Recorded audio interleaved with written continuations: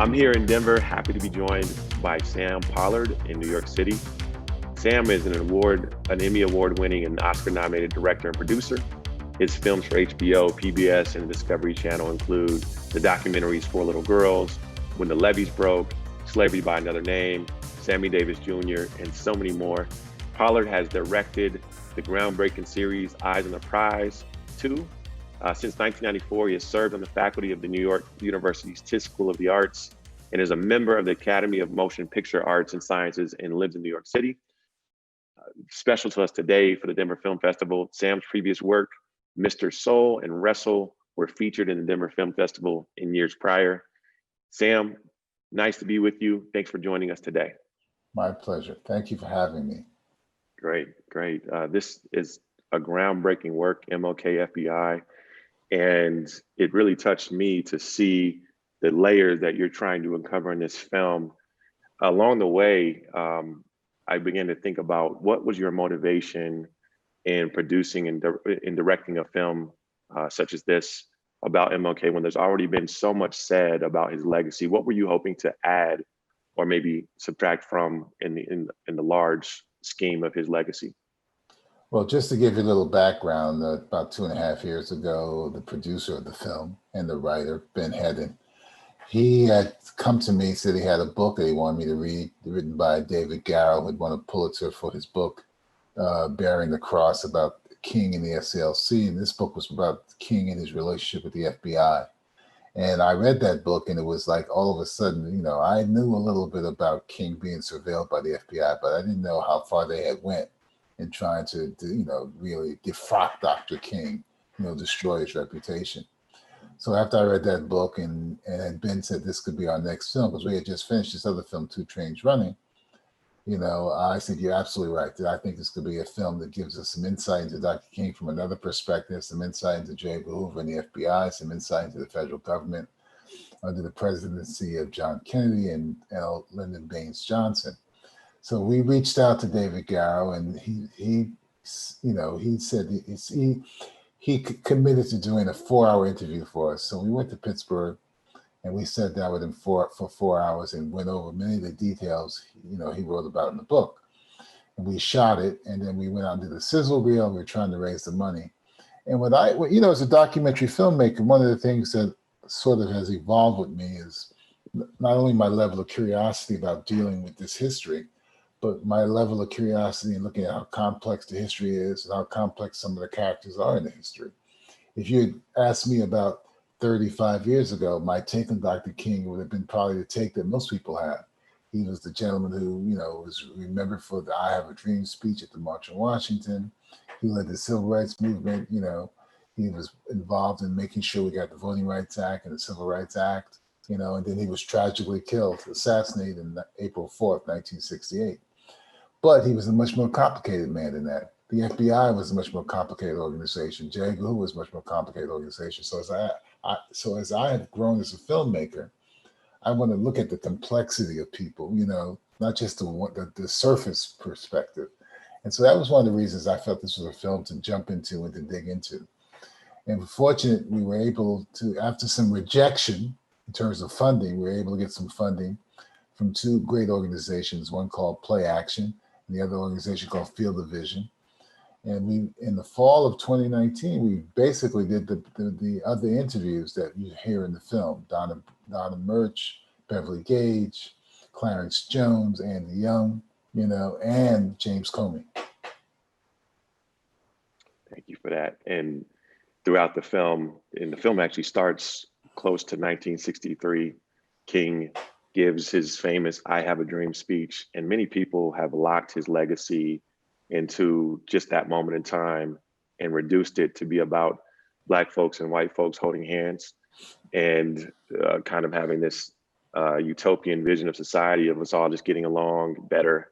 And I love what you did here with this film, with not only expanding his personal legacy and the complexities of him as a person, but also his vision for a future beyond civil rights. You talk a lot in the film about this radical man who is rising to the point that he becomes a threat to the FBI itself.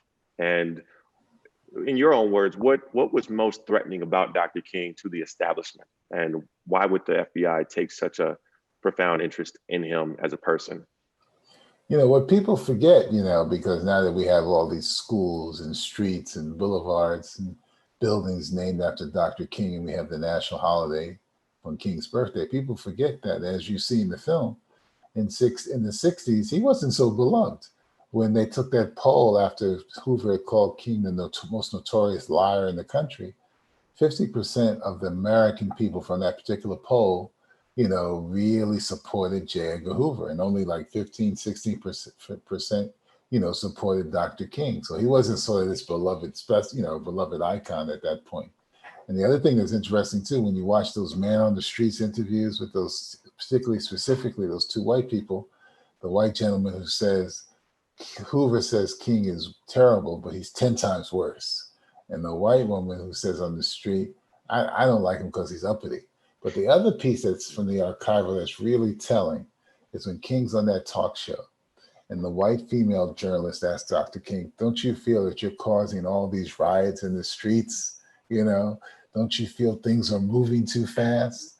And, you know, Anthony, when I hear that, those kind of lines, I think, this sounds like 2020, you know? It sounds like someone saying, those protesters in the streets are having the left come out, Antifa, you know, which people can equate with communism, you know? Mm-hmm. Be careful that these people are going to come into your suburbs and ruin your community. I mean, it's amazing how the history doesn't seem to change. You know, America, the great democracy, still talking this kind of craziness. So, you know, it's just fascinating to look at that and see, you know, we always keep thinking we have a long way to go. And I always keep thinking, man, the road is sure long in terms of having to make change. It's in some ways, you know, I mean, it's frightening. For you, a young man, yeah, to be in America at this time, and for me to be a young teenager back in then thinking, wow, it was rough. And you're growing up now saying, wow, it is rough. so much of the same struggle, and It's especially with the espionage and surveillance yeah, of the movement itself. I know doing activism, Ferguson, Baltimore, we talked a lot about infiltration in the movement, and exactly. so much of what King went through has kind of equipped this generation for tactics to combat that too. And the thing to remember is that the fear that Hoover had about King was all of a sudden was, here was a black man with a group of supporters basically saying, we want equal rights, you know. And for people like Hoover and lots of white people, even today, it's like, well, why can't you be happy being in the back of the bus? Why can't you be happy being in a segregated restaurant, a segregated subway, or segregated bus? You know, why you got to make such a fuss? You know, you know. I mean, whoa, is it? Are we all supposed to be equal? Incredible. Isn't that what they Yeah. keep? You know, as you and I grow up, man, isn't that what they keep pounding into our head? Oh, Mm-hmm. America is the great place. You know, Mm-hmm. it's democracy. Everybody's equal. Well, when you dig into it, we realize what the truth is. That's man, that's fascinating to me with the film too, is because we get this sense of who is a bad person, who the bad guys versus the good guys, if you will. And you look at King is unwilling to frame certain people as enemies. His enemy was poverty. His enemy was racism. Yeah, His enemy was militarism. And that's then on right. the other hand, you see the U.S. government and at the spearhead of J. Edgar Hoover defining King and this movement of Black liberation as the enemy to democracy. When in fact, so many other factors, including the government itself, were the true enemies of democracy and You, freedom and liberation. Can you speak you, more on that? This kind of you've this shadow articulated it so boxing. well, man. That's exactly what it is. You know, I mean, it's exactly right. Here's a man who basically says, I'm not pointing out individuals, I'm pointing out certain systems that need to change. Militarism needs to change. The attitude that we want to go into these countries and preach democracy to these countries, you know, across the world. You know, the fact that the economics of this country, we got poor people, people struggling to make a living, people struggling to eat. We need to deal with that. And soon as King started speaking out against those things, he became even more of an enemy, to the country. I mean, he had been supported initially by Lyndon Baines Johnson, but as soon as he stepped out of what they call his civil rights box and said, "Well, why are we in Vietnam? Shouldn't we be dealing with the economic and social issues in America?" He became a pariah, and even there were those in the civil rights movement felt that he had overstepped, because he was looking at humanity. He was looking at humanity, and it's amazing that in this country in 2020, this same notion that soon as you challenge, and it's like all of a sudden you can't challenge what it means to be a democratic, what it means to be an American. As soon as you challenge it, it's like you're not American. I mean, he's basically saying live up to your ideals, the supposed things in the Constitution and Declaration of Independence. Live up to those things. And all of a sudden he's been considered a pariah. Oh. That's so you alluded to this just now. It comes out a lot in the film. 1967, the speech breaking the silence at Riverside Church. Riverside Church, man. In Riverside Church, he condemns the government's involvement in the war in Vietnam. And remember, though, Anthony, he had wanted to do it a year and a half before, and he basically, everyone said, "Don't do it, pull back," and he did. He did. But then, that story we tell when he was at the airport and he saw those pictures of the young kids in Vietnam, he felt, he had to do it. He had to speak up, So what's interesting about King is that it wasn't always like completely, I'm just going to do it. He had to think about the impact, the repercussions, and which he did, I mean, I always think it was fascinating too, is when Bobby Kennedy and JFK and Hoover invite him to the White House, and they say, you really need to separate yourself from those communists who have infiltrated the SCLC. Now, King says to them on the surface, yes, I will. And he did move some people around, but he never really did break with Stanley Levinson, who was a trusted lieutenant, who he had tremendous respect for. So everybody's kind of playing their roles and understand how to deal with all the things you have to do. And the other thing that's interesting too, when we interviewed Andy Young and we asked him about informants and he says they knew that they had informants in the SCLC. They didn't try to say we're going to clean house. They knew they were there, and they knew that they were being monitored all the time. They were aware of it. So it's very complicated.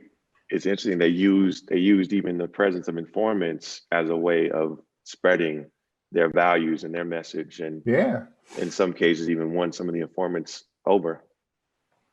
Well, because I mean, some of these informants probably, and this is just me, speculating, they probably thought they weren't doing the wrong thing. They were just sort of, making a little money on the side, just saying, King is going to go here and King is going to do this and Andy Young is doing that, and they didn't feel like they were really doing anything horrible.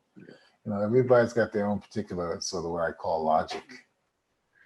So I'm just curious too, in what ways was this film for you difficult to engage and make?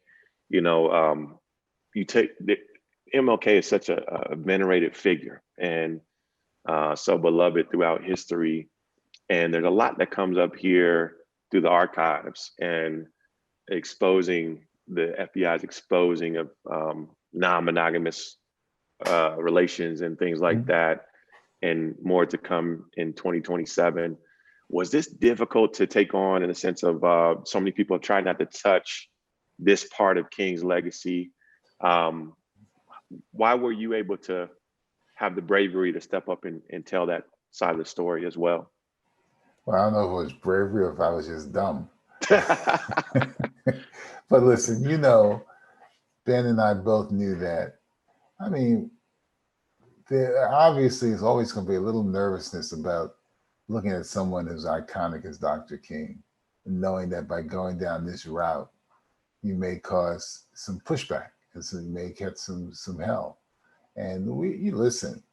I'm not going to lie. I thought that listen, who knows how people are going to react to this. who knows how the King family is going to react to this? Will they feel like, why are you airing all this dirty laundry? I thought about it, but and I took a deep breath and I said, well, let's go forward, let's push forward. When you're making these kind of films where you're trying not to do what I call the sanitized version of someone's history, you're going to have to face the fact that some people are going to challenge some of the things you're saying and not be happy with some of the things you're saying. What surprises me, quite honestly, Anthony, is that we haven't gotten much pushback. We haven't even heard from the King estate, knocking on wood.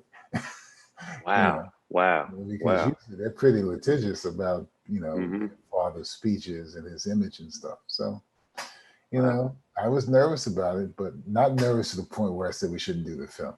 Yeah.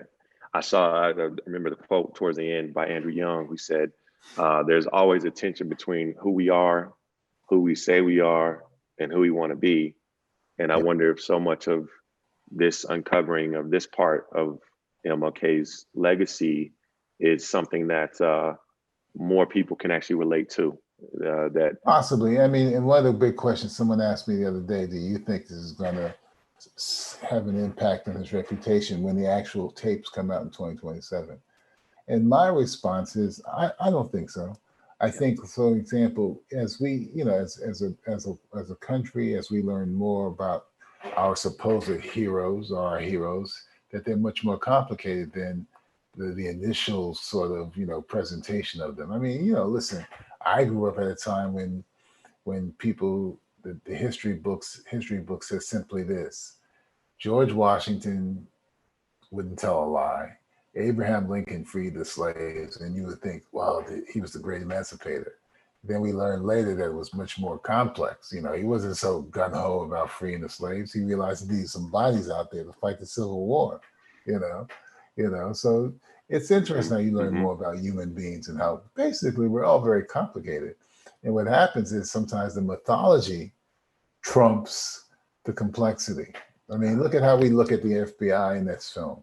The FBI, for me, growing up as a young man, Anthony, was like, this gun-toting, super law enforcement group that took down John Dillinger, who arrested the gangsters, who arrested the Rosenbergs, those communists, I saw them in movies like Big Jim McClain with John Wayne, or the FBI Story with Jimmy Stewart.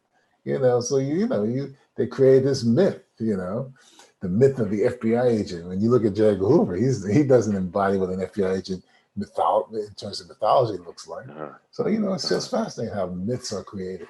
It was the propaganda campaign in the film with promoting the FBI and the G-men, and they were looking for a certain specification of person, and a white man that was a white man, 6 feet tall, height, a certain weight.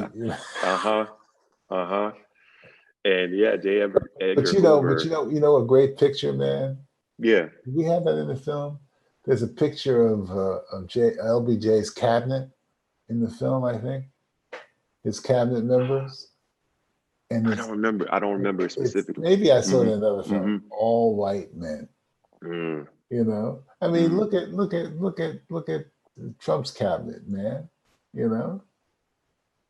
Is there one Asian woman in that picture? Oh, there's one black man. What's his name? Ben. There's always the token, right? Carson. Ben Carson. There's always the token. Yeah. Can you tell us more? Just this one thing that was brought up in the film was clear in the film, was this personal obsession by J. Edgar Hoover with Dr. King, to the point that it became much less about the connection to communism and Stanley Levinson, and much more about what seemed like a personal vendetta and all of that. You remember Spike's film Malcolm X? Oh, of course. You remember the scene? There's a scene when one of the brothers from the nation gets beaten up, and Malcolm goes to the hospital and says, "I want this man protected," and he brings the fruit. They're marching down the street. Yeah. They stand and they do that turn, and the actor who's playing the police chief, when he sees Denzel come up there and say, "We want this man to be protected, and we'll stand here until whatever he says," and he walks off, and the police chief says, "That man has too much power," something like that. That's all it is with Hoover, man. It's like, why is this black man got so much power? I mean, why can't he be?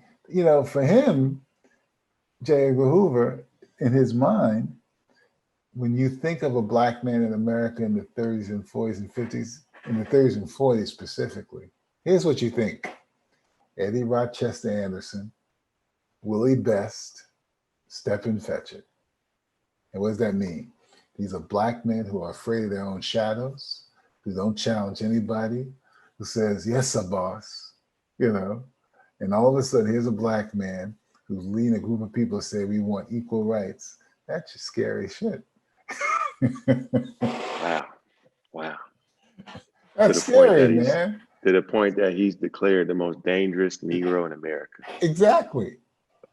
Because now we're standing up. We're not being Stepin Fetchit, Willie Best, or Rochester, Yeah. So it becomes like, it's like, how dare a black man stand up and ask for his rights? Isn't that frightening, man? I mean, and even in America today, Trump has that philosophy. So when we see a brother like Kanye in the office with Trump, you say, "Come on, brother, don't you understand? He only sees you as like a Stepin Fetchit, or Willie Best. He's just there to use you. He don't want to empower you. He don't want you to be empowered." That's man, and I think that needs to be talked about more with Dr. King. Is so much of how people read him from a certain generation is that he was more respectable to the nation, and this part of his legacy is often undersold. Where, at least I'm talking about in the neighborhood, where this is a radical man. He was a radical man. He wasn't radical. The fear of the government, the fear of the nation. He wasn't radical. Think of it this way, Anthony, there's levels. There's levels. He was radical for his time. And then there was the younger generation of activists like Stokely, and then Huey, and then Eldridge, and then Bobby Seale, who were radical for their time. Yeah. These were radical men. These were radical human beings. Angela Davis, radical. Challenging the so-called status quo of America. The young people of Black Lives Matter are radicals. They're challenging. And every time you challenge in this country, you challenge the status quo of America, you're looked at as the enemy.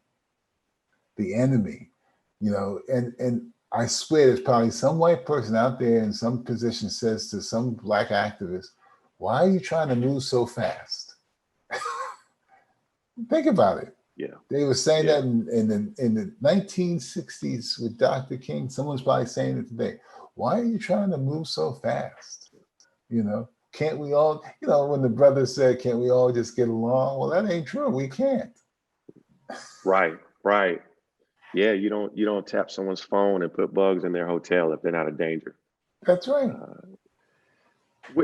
So as far as the structure of the film, because I'm sure some filmmakers out there want to know more about this too, but when you're directing these films that have so much to say and so much access to public archives, so much material, because you could have gone a bunch of different ways at different points in the film on different rabbit trails, and you never did. It seemed like everything had a purpose.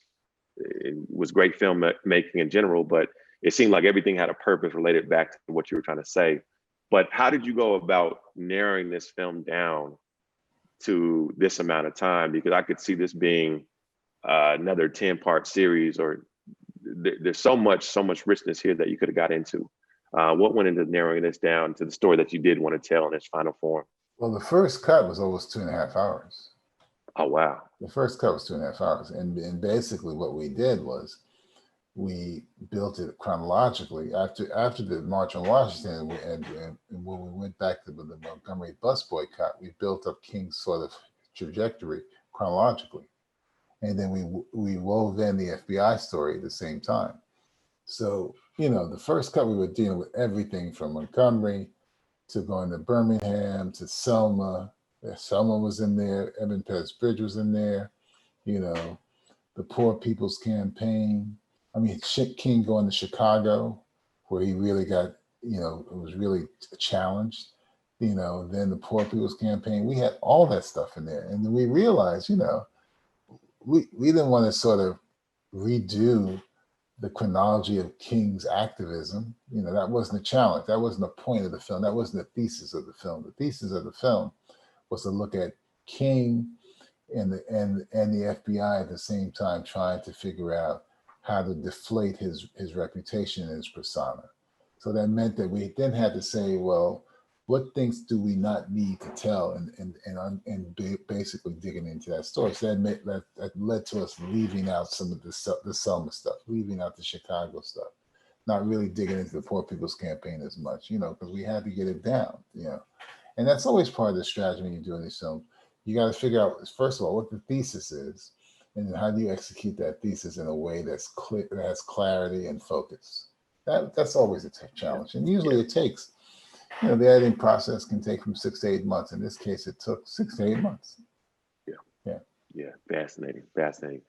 I know coming to the end of the film, there's all this speculation about the FBI, how much they know about the assassination of King beforehand, how complicit were they? And this has been another part of the legacy of King that has recently been more and more uncovered is the involvement of the FBI in the death of Dr. King, if not directly, then at least knowing things that they should have displayed. Yeah. I mean, I asked that question in the film. I mean, if they were surveilling King so constantly, how could they not have been aware of the people who were out there trying to assassinate King? It just still doesn't make sense to me. And you heard what Andy Young's response was when I asked him about the assassination. He says, the other thing, you believe James Earl Ray did it, but he didn't want to go into any further detail when I pushed him, So who knows what the FBI, I mean, it's amazing that with all the surveillance, they didn't know there were people out there who were plotting. They were bugging King's rooms, hotel rooms, and his associates. They weren't looking at other people. I don't get it. And then all of a sudden they got very gun ho and locating James Earl Ray, man. Yeah.